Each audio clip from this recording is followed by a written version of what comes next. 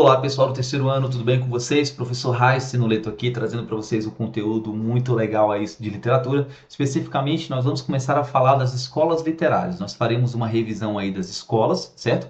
Gerais ali, e nós entraremos aí, primeiro precisaremos ter um panorama geral, certo, pessoal, das escolas literárias, para num segundo momento a gente entrar no conteúdo de pré-modernismo, tá bom, galera? Então, vou espelhar aqui para vocês, tá bom? As escolas literárias, eu tenho uma imagem muito bacana que traz aqui um mapa das escolas para a gente poder verificar direitinho, galera. Deixa eu espelhar aqui para vocês, olha só, eu vou colocar aí na tela, certo? As escolas literárias, eu vou espelhar aí bonitinho para vocês também, para que a gente consiga entender. Então, um instante, deixa eu verificar aqui, pronto. Tá aí, galera. Nós temos aqui as escolas literárias que eu tanto falei, pessoal. Olha só, a gente vai fazer uma revisãozinha rápida desses movimentos, tá? Não preciso voltar tanto atrás, tá? Eu acho que a gente não precisa, por exemplo, voltar nas escolas mais antigas aí, quanto trovadorismo, humanismo e classicismo, né? Isso aí é literatura portuguesa, mas a gente precisa se contextualizar. Tá bom, pessoal? Até porque lá no pré-modernismo e algumas partes do modernismo a gente evoca algumas coisas que são elementos de escolas anteriores. Então, para isso, queridões, prestem atenção aqui, galera. A gente tem aqui, vamos lá, literatura portuguesa, certo? A gente teve o trovadorismo, o humanismo e classicismo, que são movimentos literários que existiam antes da chegada dos portugueses ao Brasil. É importante deixar isso claro. Então, se alguma questão em algum momento trouxer para vocês que o trovadorismo ou que o humanismo foram movimentos literários iniciados ou que aconteceram no Brasil, vocês vão marcar que está errado. Não é verdade, tá bom, galera? Do trovadorismo ao humanismo, nós não tivemos literatura aqui, digamos assim. A gente teve os primeiros momentos ali de literatura, as primeiras produções, e nem escola literária nós temos o quinhentismo, tá bom, galera? Aqui, ó, certo? A data aqui tá 1527, mas é importante a gente saber aí que a gente tem, o Brasil ele tem a certidão de nascimento dele, né? É um dos poucos países do mundo que tem sua certidão de nascimento, que é justamente a carta de achamento, pessoal. Olha só, lá no dia 22 de abril de 1500 foi quando ocorreu aí a chegada, né, de acordo com a carta escrita por Pero Vaz de Caminha, foi quando chegaram as primeiras embarcações portuguesas aqui no solo brasileiro, tá bom? Então a gente tem aqui, ó, o quinhentismo, certo, galera? Que era um momento ali, um reflexo na literatura portuguesa que falava com muito entusiasmo da chegada dos portugueses aqui, de fato. Então era uma literatura de informação, eram crônicas, textos informativos, narrativos, descritivos, que falavam do dia a dia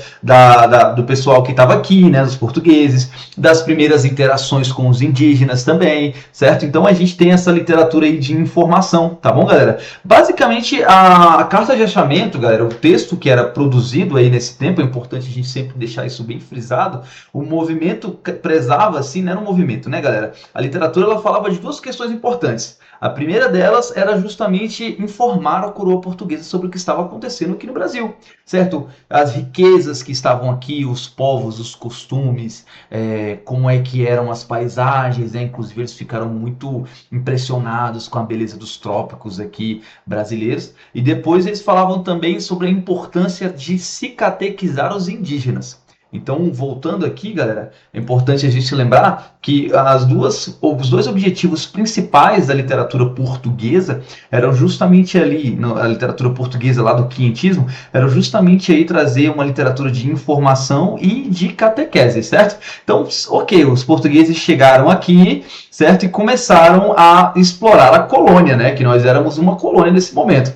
Pessoal, passou um tempo, a gente teve aqui, ó, 1527 ali, beleza? 1601, claro, a galera vai arredondar isso aí, tá bom? A gente vai dizer 1600, tá? Inclusive o Barroco é um movimento literário que também é conhecido aí, já apareceu em algumas provas como seiscentismo, né? E aí o Barroco é o primeiro movimento literário que nós temos de fato aqui em solo brasileiro, tá bom? Quem é que decide? Como é que funciona essa questão? Quem diz quem estabelece a nomenclatura? Quem diz que é movimento literário, que não é? Galera, olha só. Cerca de 100, 150 anos ali após aquele movimento literário que nós tivemos, os especialistas, os historiadores encontram ali aquelas obras, decidem aquelas obras que têm valores atemporais e a partir delas eles traçam características em comum, certo? Encontrando essas características que revelam como eram os anseios, as vontades, as características daquele povo, eles estabelecem de fato a nomenclatura depois desse processo. Então é importante a gente lembrar disso aí. Então, olha só, o Barroco ele trazia uma proposta artística, literária, filosófica, digamos assim, que trazia uma característica muito específica, porque ele era conhecido como a arte do exagero, tá bom, galera? Então é importante a gente trazer aí que o Barroco, certo? Trazia palavras preciosistas, trazia a arte, né, as artes visuais traziam muito relevo, certo? Muito exagero em detalhes, tá? Inclusive eles eram até criticados por conta desse exagero de detalhes ali que eles tinham, mas era uma forma muito interessante de fazer literatura. Por quê? Porque em busca dessa questão, eles alcançaram também muita beleza. Tá bom, pessoal? É importante a gente trazer aí que a beleza era muito presente ali, né, nos poemas ali do Barroco, certo? Então, pegando essa imagenzinha que a gente tem aqui, ó, vamos lá. Então, a gente teve aqui a literatura, certo? A literatura, deixa eu dar um zoom aqui para vocês, para ficar melhor. A gente tem aqui a literatura portuguesa, que nós tivemos ali o trovadorismo, nós tivemos aqui o humanismo e tivemos aqui também o classicismo. A chegada dos portugueses aqui foi marcada pelo quinhentismo, muito importante, tá bom? Mas lembra, não é movimento literário, já caiu questão em prova aí dizendo que era movimento literário. Galera, eu vou até puxar uma setinha aqui e escrever, ó, não, ó, é movimento, não é escola literária, tá bom, gente? Importante a gente sempre lembrar essa parte. Tá bom, meus queridos? Então a gente teve o quinhentismo e depois do quinhentismo, logo após, a gente teve aqui esse movimento literáriozinho aqui, ó, o Barroco, certo? Lembrando, galera, que o nosso objetivo é chegar bem aqui, ó, certo?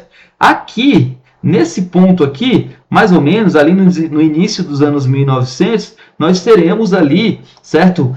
Um momento que ele é conhecido como pré-modernismo. Olha lá, galera.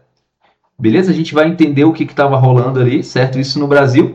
E aqui, galera, é importante também a gente trazer que nessa mesma época, enquanto aqui no Brasil ocorria o pré-modernismo, tá? Que era um momento ali de transição entre o realismo ali e o modernismo de fato, nós tínhamos lá na Europa as vanguardas, ó, galera. As vanguardas europeias, isso aí é importante a gente frisar. Por quê? Porque o movimento literário, principalmente aqui do modernismo brasileiro, ele era baseado nos ideais lá das vanguardas europeias, certo? A gente está falando ali no início dos anos 1900, ali, início do século XX. Beleza, galera? Agora, retomando ali nossa atenção, presta bem atenção nessa parte aqui. Então tá, a gente teve o Barroco, que foi um movimento literário, certo? Cuja a proposta dele era trazer um sentimento muito de dualidade. Por que, galera, que ele trazia essa questão de dualidade? Pessoal, analisando o contexto histórico-social, é importante a gente lembrar aí que a fé das pessoas naquele período ela estava em crise. Por quê? Porque tinha um cara naquele tempo chamado Martinho Lutero, certo? Que apresentou ali as 95 teses formais lá contra a Igreja Católica, certo? E depois que ele apresentou essas teses formais contra a Igreja, a Igreja como instituição religiosa, digamos assim, ela começou a sofrer muito com a saída de fiéis. Tá, galera? Muita gente foi saindo de fato da igreja e isso gerou uma crise sem precedentes. E diante dessa questão, a igreja estabeleceu uma série de estratégias para poder retomar esses fiéis, para poder chamá-los de volta, certo? E aí ela trouxe, a gente teve aí a Companhia de Jesus, o Concílio de Trento, certo? Nós tivemos ali a Inquisição de Index, diversas estratégias ali. Só que esse sentimento também, dentro da parte da igreja, ele era muito demonstrado nas obras. Tá? A gente, se vocês analisarem aqui no Brasil, nós temos muitas igrejas que carregam essa estética barroca. Não era por acaso, galera, que a gente tinha aqueles arcos enormes na igreja. Por quê? Porque aquele arco ele representava, né, aquele teto muito alto, ele era para causar nas pessoas que frequentavam, nos fiéis, a ideia de pequenez deles diante da igreja, certo? Causando aquela ideia divina mesmo, de que você é pequeno perto da igreja, tá? Então a gente teve o Barroco, o movimento literário do exagero, do sentimento de dualidade, ó, lembra dessa palavra, dualidade, tá? Se a gente tem sentimento de dualidade, que diz que ora nós somos pecado, ora nós somos divino, ora nós somos uma coisa, ora nós somos outra, é importante a gente lembrar das figuras de linguagem que representam muito bem esse sentimento de dualidade. Que são quais? As figuras de linguagem que nós temos, pessoal, são principalmente aí dentro, né? A gente tem metáfora, a gente tem hipérbole também, mas as principais dela que representam esses sentidos aí são sinestesia. Olha lá, galera. Certo? Sinestesia, vocês vão me perdoar essa letrinha feia aí, porque escrever nessas mesas digitalizadoras não é muito fácil. Tá bom, galera? Nós temos aí a sinestesia e temos também aqui, certo? O paradoxo. Olha lá, ó. Beleza? Entender essas duas figuras de linguagem é muito importante. Por quê, galera? Porque a sinestesia, ela faz um jogo com palavras de sentidos opostos, ó. Certo? E aí, o paradoxo, ele faz um jogo com ideias opostas. Isso é importante. Tá bom, galera? Deixa eu tentar apagar aqui que eu errei essa parte das ideias. Ó, se a sinestesia trabalha com palavras opostas, aqui no paradoxo nós trabalhamos com ideias. Olha lá, galera. Palavras aqui em cima, ideias, certo? Aqui embaixo. Então, como é que era esse jogo de palavras? Esse jogo de palavras, ele brincava com palavras de sentido oposto. A gente não está falando de dualidade, a gente está falando de mudança de estado. Então, enquanto a sinestesia ela trazia palavras opostas, por exemplo, sou frio, sou calor, sou treva, sou luz, eu tenho medo, eu tenho certeza de que tudo vai dar certo, eu tenho dúvida e certeza, aliás. Então, assim, eu tenho medo, tenho segurança, que seja. A sinestesia, nos poemas, a gente vai ver muito essa presença dessas palavras ali, certo, galera? Dessas palavras que trazem essa ideia de dualidade. Enquanto no paradoxo, a gente tem ideias que se anulam, não necessariamente palavras. Por exemplo, eu sou aquela ovelha desgarrada, certo? Mas ao mesmo tempo eu mereço salvação. Olha lá, ó. Ideia, ovelha desgarrada, ou seja, aquela pessoa que é pecadora, mas que merece salvação. Tá? Então, é importante, tá, galera, a gente lembrar esse movimento do Barroco. Aqui nós estamos falando do Brasil colônia ainda, tá, galera? Então, ó, é importante aí, qualquer coisa, deem uma pausa nesse vídeo, anotem essas questõezinhas que nós estamos trazendo aí, tá bom? Que eu preciso apagar, senão nossa imagem vai ficar muito poluída, galera. Beleza, então a gente já viu, já relembrou aí o que vem a ser o quinhentismo, falou do Barroco, que foi o primeiro movimento literário que nós temos aí em solo brasileiro, beleza? Então, ó, quinhentismo, Barroco, depois do Barroco nós vamos para o arcadismo. Galera, presta atenção. Se lá no Barroco, no seiscentismo, que seja, nós tínhamos uma ideia que era uma ideia de exagero, de dualidade, de bipolaridade, digamos assim, aqui no arcadismo nós não temos isso, tá bom? Aqui no arcadismo nós temos o equilíbrio. Olha lá, no arcadismo nós temos equilíbrio. Então, equilíbrio entre a forma, equilíbrio entre o conteúdo. Eu não sou mais aquela pessoa sedenta por salvação, que é pecadora, mas que merece ser salva, não. Eu sou um cara que se baseia principalmente agora na razão.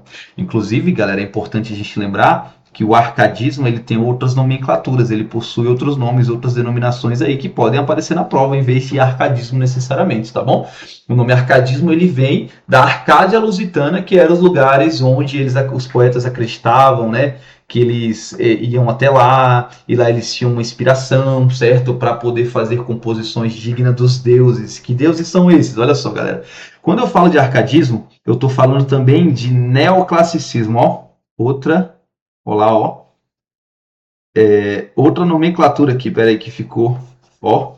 Neoclassicismo. Olha lá, galera. Então a gente tem aqui, ó, neoclassicismo, tá bom? Essa é muito importante, tá? Então a gente vai ter esse nome aí, neoclassicismo, e a gente vai ter também aqui um outro nome, que é o setecentismo, tá bom? É uma outra nomenclatura para essa mesma escola literária aí, e ela se baseia, pessoal, principalmente na razão. tá? Ela se baseia principalmente na razão dos sentimentos. É muito antropocentrista, certo? Todas as características, inclusive resgate lá do classicismo que nós tivemos em 1500, entram aí no arcadismo, certo? Só que ele é um movimento literário que se opõe ao barroco, ó. Ele é anti-barroco. Por quê? Porque o barroco trazia a questão do conflito interno. O barroco ele trazia a questão da parte de dúvidas existenciais, certo? O arcadismo não. O arcadismo não vai querer aquela palavra extremamente rebuscada, aquele sentimento extremamente intenso, digamos assim, certo, galera? O arcadismo ele vai trazer equilíbrio, certo? Equilíbrio, razão. Ó, ele vai trazer uma proposta que é livre de exageros, que é o quê? Mais uma característica que também, eu vou passar mais um xizinho aí, contraria os ideais trazidos pelo barroco. Tá bom, galera? Então, o arcadismo é um movimento de equilíbrio, é um movimento que traz uma proposta de mais simplicidade, em que você tem que fugir da cidade, você tem que fugir procurar um canto da natureza, um ambiente bucólico. Aí a gente vai ter aqueles nomezinhos latim, que são carpe diem, a gente vai ter fugere urbem, né, que fuja da cidade, locus amoenos, né, gente, que é lugar ameno. A gente vai ter inutilia truncar, que é se desfazer do que é inútil, beleza? Ter apenas o essencial, somente o necessário, né? O extraordinário é demais, beleza, galera? Então, a gente tem o arcadismo passando, não vamos entrar tanto, a gente está fazendo uma revisão, tá? Depois nós estudamos aí, ó, depois do arcadismo a gente entra no romantismo, galera. É importante a gente lembrar aqui umas coisas muito importantes que aconteceram aqui justamente nesse período lá na Europa, lá do início dos anos 1700, né? Depois avançando ali até aqui o início dos anos 1900, galera. Nesse período todo, nós tivemos algumas revoluções industriais. E quando se fala em revolução industrial, a gente fala de muito problema, galera, certo? Por quê? Porque basicamente a gente tinha o seguinte, nós tínhamos naquele tempo lá, vou apagando outras coisas aqui, pessoal, rapidão, para a gente poder ter um espacinho para escrever. Qualquer coisa é só dar uma pausa no vídeo aí e verificar, né? Voltar e ler, aí anotar tudo certinho.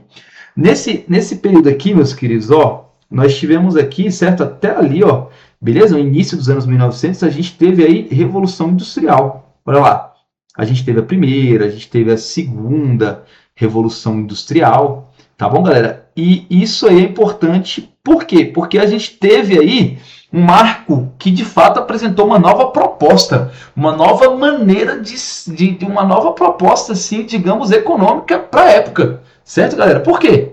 Porque assim, nós tínhamos os detentores, certo, das fábricas, dos meios de produção.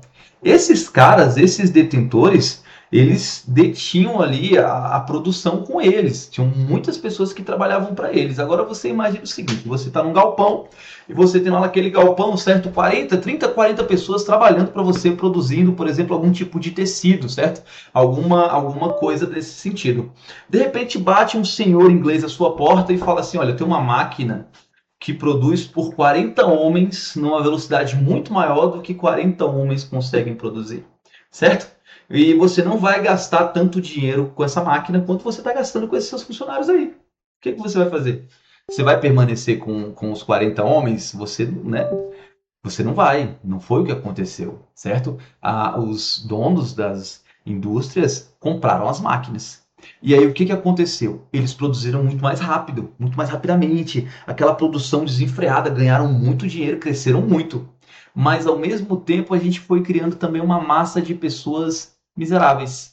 Então, há um tempo que uma minoria, dono dos meios de produção, cresceu muito, a maioria, infelizmente, não conseguiu acompanhar e viveu muitas pessoas viveram aí na miséria, tá bom, galera? Isso é importante a gente trazer aqui. Por quê? Porque essa miséria, essa desigualdade, ela vai ser alvo de muitas das produções literárias que nós teremos aí para frente, certo? Mas é importante a gente também lembrar que quando a gente fala dessa revolução industrial, a gente não está falando do Brasil, galera, certo? Por quê? Porque a revolução industrial que ocorreu no arcadismo, que ocorreu no romantismo ali, no realismo, naturalismo, simbolismo, parará, esses movimentos ali, eles não eram aqui no Brasil, não. O Brasil não era industrializado. O Brasil mal é industrializado, meus queridos. Ó, é importante a gente lembrar disso, tá? Então, muita atenção nessa parte aí, tá? Para a gente não errar. A Revolução Industrial, nesse tempo, ela ocorreu necessariamente aí na Europa, beleza? Então, olha só. A gente teve a Revolução Industrial, que começou lá mais ou menos no período do arcadismo, pegou o romantismo ali, certo? Que o romantismo, gente, trazia um ideal de identidade nacional. E a rebelde, centrado na subjetividade, no meu sentimento, diante do mundo, certo? Então, o romantismo ele não tinha mais esse ideal de equilíbrio que a gente tinha lá no arcadismo. O que a gente começa a perceber com isso? Galera, analisando esses movimentos literários, a gente percebe que o ser humano tem esse movimento aqui, ó. Ó, ele chega num ponto que ele queria chegar, ao qual ele queria chegar, tinha muita vontade. Chegando lá, ele vê que não era bem o que ele queria. Chega no outro ponto, chegando lá, ele vê que não era bem aquilo também. Chega no outro, e ele fica sempre nesse movimento de oscilação, galera. Por quê? Percebam, aqui no Barroco nós tínhamos o ideal do exagero, certo? Aí a gente partiu para o arcadismo, não tem mais exagero, agora a gente tem equilíbrio.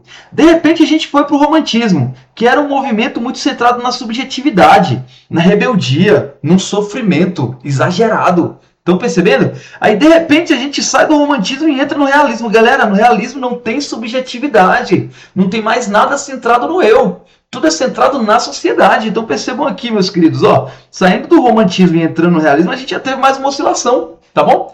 Atenção aí, galera, vou apagar aqui de novo esses rabiscos que eu faço aqui, certo?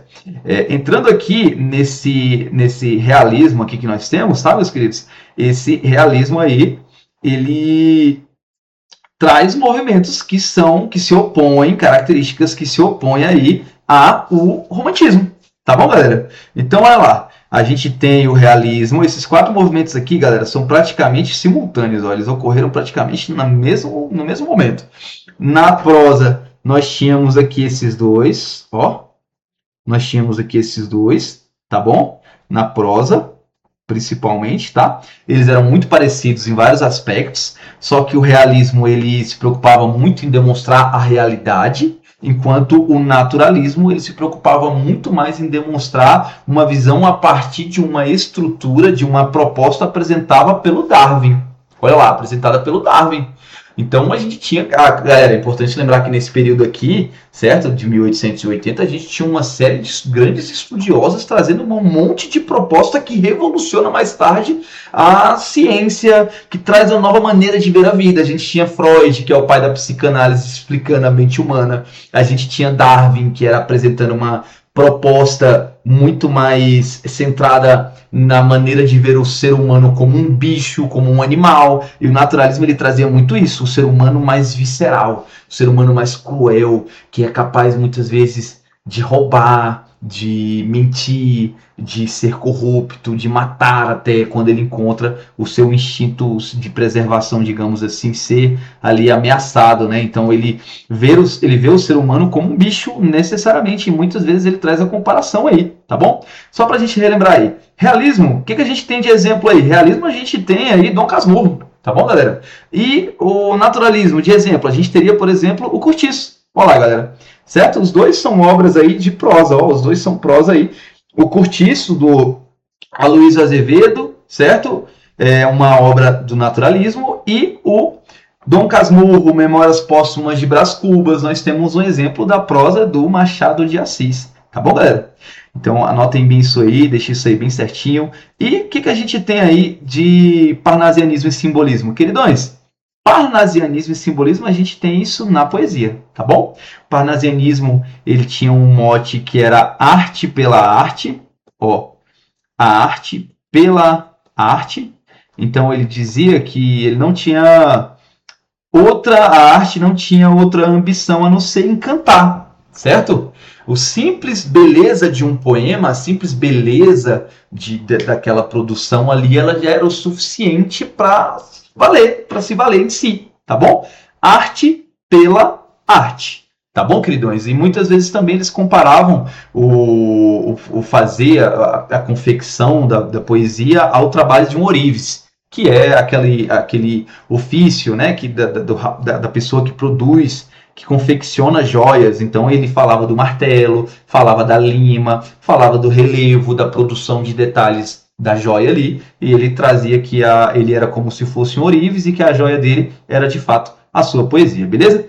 E aí a gente tem o simbolismo, galera, que é muito mais pro lado do sonho, tá? Muito mais pro lado do onírico. Trazia, de fato, o simbolismo, ele é baseado na simbologia, dizendo que o seu inconsciente ele tem muito mais a te dizer do que você imagina. Tá bom, meus queridões? Então ele trazia muito essa parte do sonho aí, tá? E depois do simbolismo, a gente entra aqui, ó, no pré-modernismo. Tá bom, gente? Então, olha só. O pré-modernismo é importante também a gente dizer que não foi bem uma escola literária. Por quê? Porque a gente teve vários autores, ó, galera, autores, ó, distantes um do outro. Distantes, como assim? Vários autores independentes que traziam a sua própria maneira de produzir literatura. Eles não tinham uma característica em comum, beleza? Então eles não tinham bem um ideal, certo? A gente tinha muito regionalismo, a gente tinha a literatura como sendo uma arma de denúncia social, e isso é importante a gente deixar claro. Então é como se fosse uma constelação, digamos assim, uma constelação na qual nós temos várias estrelas e cada estrela tem o seu brilho, a sua maneira de se fazer literatura, tá bom? Então não é bem um movimento literário, galera. O pré-modernismo foi uma nomenclatura que nós achamos entre o simbolismo ali e o modernismo que vai acontecer lá em 1922 na Semana de Arte Moderna. Poxa, peraí, a minha imagem está bem na frente do, beleza? Da partezinha do modernismo. Então, galera, beleza, a gente tem aqui, ó, pré-modernismo, certo? Autores distantes, essa parte aí. E depois, meus queridos, a gente tem aqui, ó, as vanguardas europeias. Ó, peraí, opa, depois não, perdão. Enquanto aqui no Brasil acontecia o pré-modernismo, lá na Europa acontecia o que aconteciam as vanguardas. Tá bom? Então, nossa próxima aula que a gente vai estudar, de fato, antes de entrar no pré-modernismo, é estudar as vanguardas europeias. A gente estuda as vanguardas, entra no pré-modernismo, certo? E depois entra no modernismo. Por que é importante estudar a vanguarda, galera? Estudar a vanguarda é importante porque foram elas que influenciaram aí o modernismo, os nossos autores aí desse movimento literário, tá bom? Então, vamos lá. Essa é a revisão, beleza, pessoal, das escolas literárias que nós temos aí, certo? A gente viu hoje do quinhentismo, passou pelo barroco, pelo romantismo, realismo, simbolismo e foi até ali, galera, digamos assim, ó, e chegamos aí até o momento que nós vamos entrar, que é o pré-modernismo, tá bom? Se você tiver alguma dúvida, eu vou depois postar esse material, a gente vai postar listas de exercícios para vocês. Eu espero que vocês tenham entendido aí, tá bom, galera? E é só isso, pessoal. É muito importante, então, entender sempre o contexto histórico-social para poder entender melhor a literatura. Quando a gente estuda literatura, galera, eu sempre falo que a gente tem que se basear em três partes fundamentais.